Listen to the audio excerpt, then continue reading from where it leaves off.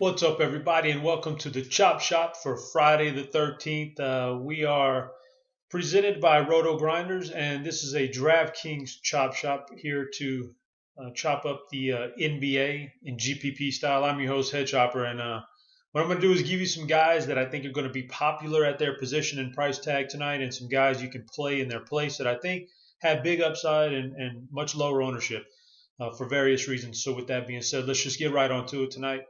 We've got a nice 9-game slate, a lot of options out there. I think the most popular option, and we'll go to shooting guard now, because I think the guy who's jumping off to everybody today because of the price decrease is James Harden. He's sitting at $11,400 on DraftKings. That's a major decrease over what we've seen him for much of the year. So he's going to be popular today. As well, he deserves to be, probably deserves to be on your cash game teams.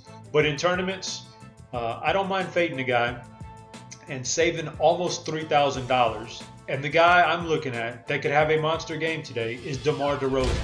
I think he's going to be incredibly under-owned tonight due to the price increase on him. He's sitting at $8,700 on DraftKings, a perceived blowout against Brooklyn. And those are all fine things that we can use in our favor. Because the truth is, even if they do blow out Brooklyn, there's a way that they got that lead. It's going to be through Kyle Lowry and DeMar DeRozan. They are a two-man show. So in any scenario tonight, DeMar scores good points.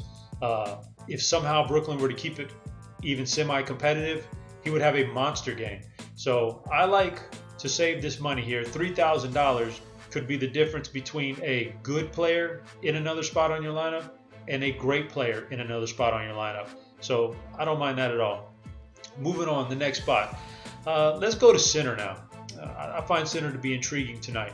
I think the guy who's going to garner the most ownership, or some of the highest owned guy, one of the highest owned guys tonight at center, is going to be Mason Plumlee, because he's had a good record here the past few weeks, good track record. Plus, the price goes down about $500 now, down to $5,600.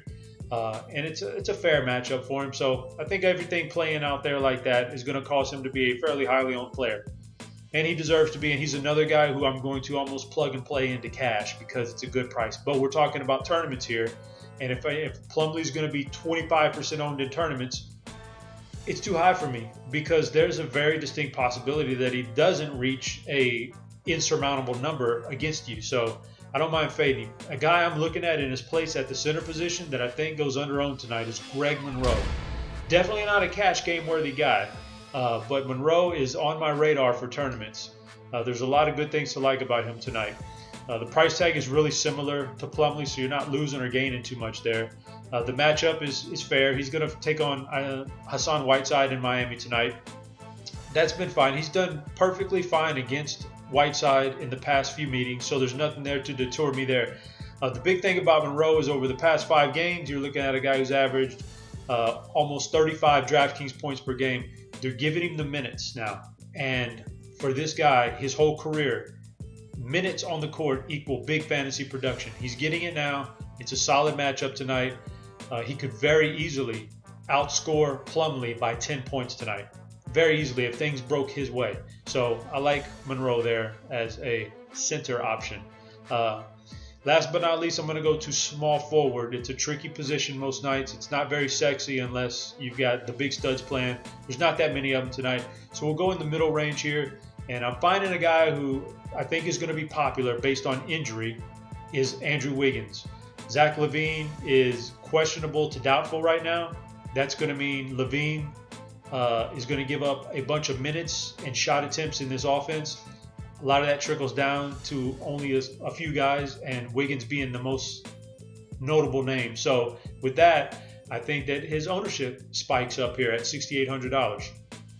I'm not saying he's not a good play. He's capable of putting up a big number. But for me tonight, I don't think he's a must play by any means. I don't think his projected outcome is going to necessarily kill me. If he has a good game for him, it's not that great. It just very few range of outcomes puts him so far above what I think he's going to be that he kills me in tournaments. So $6,800, I can fade it. I can save $800 here and go with a guy that I know I absolutely know for certain is going to be low owned tonight. That's Tobias Harris playing for Detroit. So what we've got here is an injury to one of the starters for Detroit, Kentavious Caldwell-Pope. So that's going to put everybody on Stanley Johnson. Stanley Johnson doesn't have much upside. What they're going to forget about is a guy like Tobias Harris. And they're going to look at this matchup, and they're not going to want to mess around with this matchup against Utah either. You can use all those things to your advantage in a tournament, because the truth is that somebody is going to score points for Detroit tonight. They're not going to leave this game with an NBA record low of 75 points scored. They're going to score points. They're going to get into the 80s or 90s. Who knows what they end up with, but they're not going to set an NBA record for futility tonight. Somebody's going to score points. Tobias Harris is going to step up and take a lot of shots tonight, play a lot of minutes, and he's got a great track record here against Utah, believe it or not. In those last 3 games he's played against them, he's averaged nearly 40 DraftKings points per game. His game style, the way he plays, just fits the mold of a big man who can have success against Utah. He doesn't have to get down in the middle and mix it up with Gobert. He can stick to the outside. I think he makes for a fantastic tournament play tonight.